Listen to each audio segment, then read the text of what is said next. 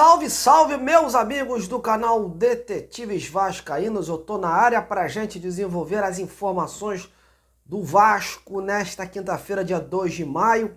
Após o empate de ontem, que manteve o time vivo na Copa do Brasil, a equipe vira a chave e foca suas atenções agora para o Brasileirão. Competição essa que originou toda essa crise que antecedeu a partida contra o Fortaleza. Após perder em casa e com os dois pés no Z4, não resta outra alternativa que buscar os pontos atuando fora. E aqui você vai ficar sabendo de como o técnico interino Rafael Paiva está projetando essa partida. Vai ter detalhes do rubro-negro lá de Paraná, que está se remoendo após a derrota nos acréscimos pela Copa do Brasil e querendo dar a volta por cima sobre o Vasco. E ficar também a par de como anda a situação do novo técnico. Um monte de nomes sendo cogitados, o que é verdade e o que é fake. Então, fique ligadinho até o final e me dê essa audiência, viu? Mas não esqueça de antes deixar o seu like aí embaixo desse vídeo, compartilhar e se inscrever. Preciso muito de mais inscritos para esse trabalho crescer e se manter no ar. Bom, mas vamos lá. O empate do Vasco diante do Fortaleza já é coisa do passado.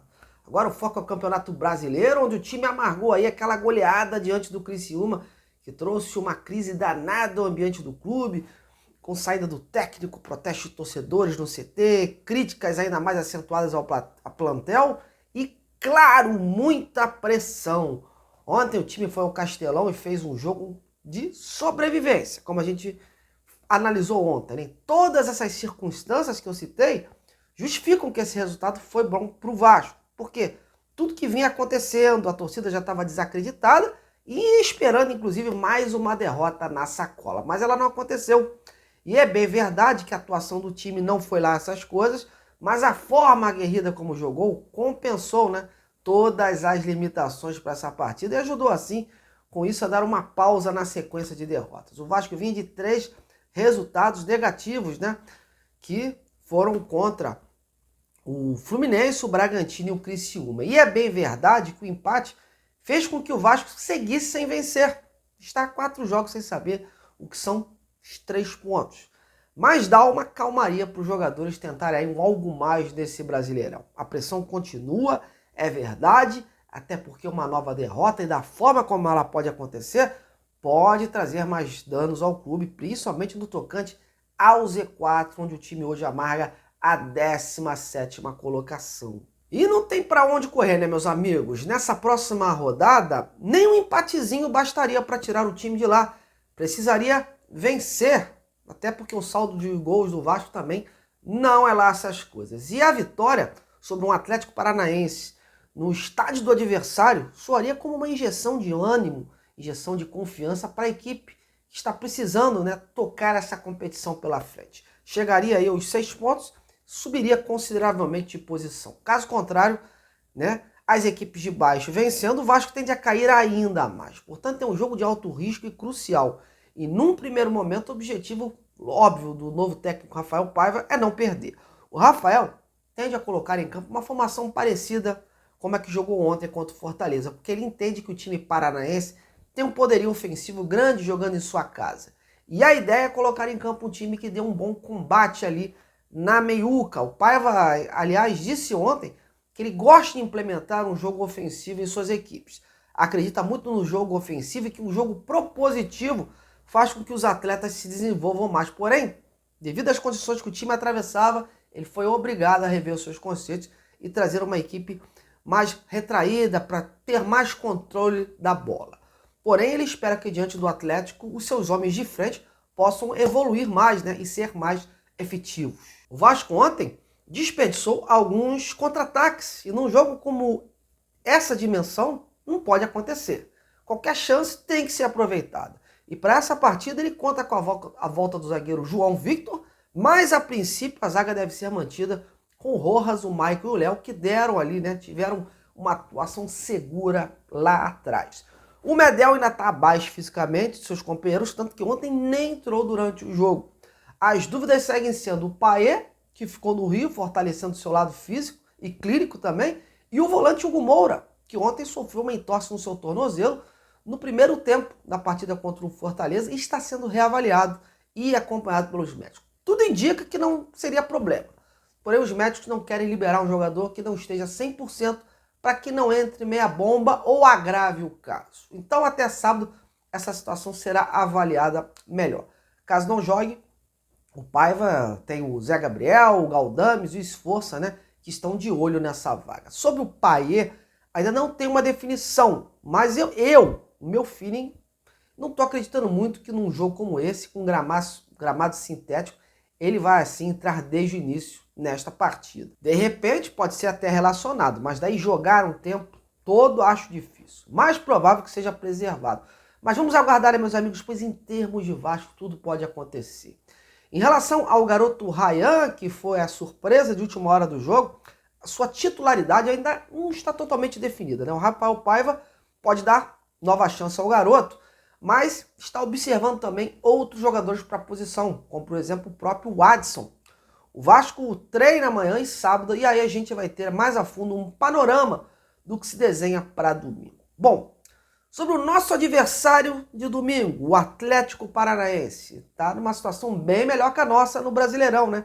Onde soma 7 pontos e se encontra no G4, inclusive. Porém, ontem, na Copa do Brasil, derrapou, hein? Tomou uma virada nos acréscimos para o Ipiranga, que foi motivo de muitas críticas, já que mesmo nas vitórias o time vinha sendo atuações irregulares. O caldo engrossou e o técnico Cuca, após o jogo, aproveitou para fazer um apelo ao torcedor, já que para esse jogo contra o Vasco, ele vai precisar aí de muita confiança. Então, confira aí.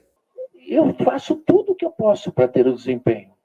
Eu não posso fazer mais do que treinar o time, dar para eles a condição para que se faça o jogo pensado, o jogo com controle, o jogo com velocidade, usa as peças conforme a gente tem, aí o pessoal reclama, por que está pondo esse, por que está pondo aquele, são os que nós temos.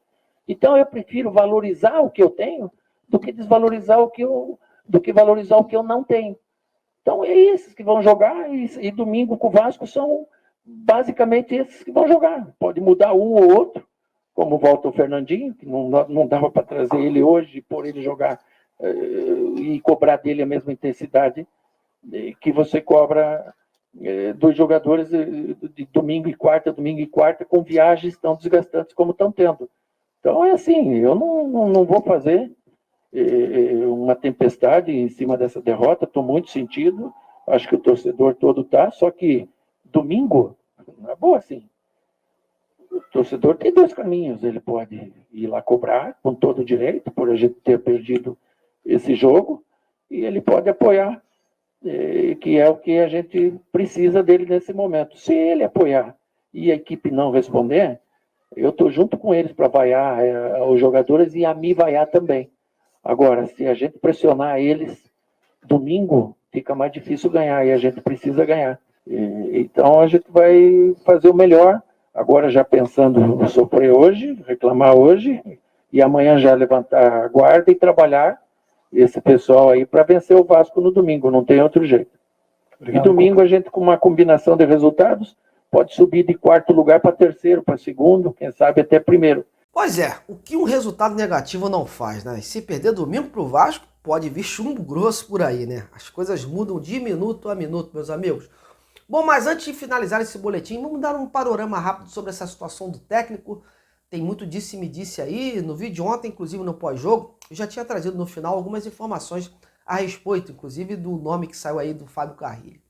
Estão chovendo nomes e nomes, né? Mas tem muito nome citado que sequer foi cogitado internamente no clube. São nomes especulados até por torcedores e até algumas mídias. E aí isso acaba ganhando um naipe maior, né? Mas sem nenhum fundo de verdade. E outros que andaram aparecendo por aí como sondagens que foram feitas por intermediários, tentando colocar o treinador no Vasco. Fato é que o diretor Pedro Martins ainda está em conversas com a 777, tentando definir aí um norte nesta situação. Já levantou alguns nomes, está tendo esse debate do mais apropriado. Óbvio que no meio disso, consultas vão acontecer, né? Até para saber se o outro lado tem interesse em ouvir uma proposta ou um projeto de trabalho a longo prazo. Mas de forma concreta, o clube, a priori, não enviou nenhuma oferta. Se falou sim no nome do Pesolano, é um nome consistente, sólido, mas é aquilo que eu trouxe dias atrás. Ele tem partidas importantes por lá no Valladolid para subir de divisão. E é difícil, né, acreditar que o Vasco vai esperar esse tempo todo pelo treinador. Até porque é um grande ponto de interrogação esse caminho do Vasco, né, que vai ter pela frente. Há sim uma possibilidade grande de um estrangeiro ser o técnico do Vasco. Mas eu não ficaria surpreso se em caso de uma negativa o clube olhe para o mercado nacional. E cá para nós, um time como o Vasco não pode sustentar uma Série A com um comando interino, né? Com todo respeito a Rafael Paiva, que é um grande treinador, mas nessa hora a experiência conta muito também. O Brasileirão é um campeonato longo e muita água ainda vai rolar debaixo dessa ponte. E precisa ter um comando mais sólido aí. Para você ver o nível que se tornou o Vasco, quando a gente percebe, nós torcedores, a gente comemora um simples empate contra o Fortaleza. Era para se pensar grande, né? Claro, mas a situação está tão crítica que só não ter perdido já foi um grande alento, alívio aí para esse time que tem carências terríveis. Mas é isso. Eu vou ficar ligado aqui nos nomes que vão sendo divulgados para técnico ou cogitados aí internamente e sabendo de algo mais concreto, certamente, eu venho aqui, não nas minhas redes sociais, tá ok? A você que me acompanhou até aqui, meu muito obrigado. Tamo juntos, grande abraço e até a próxima.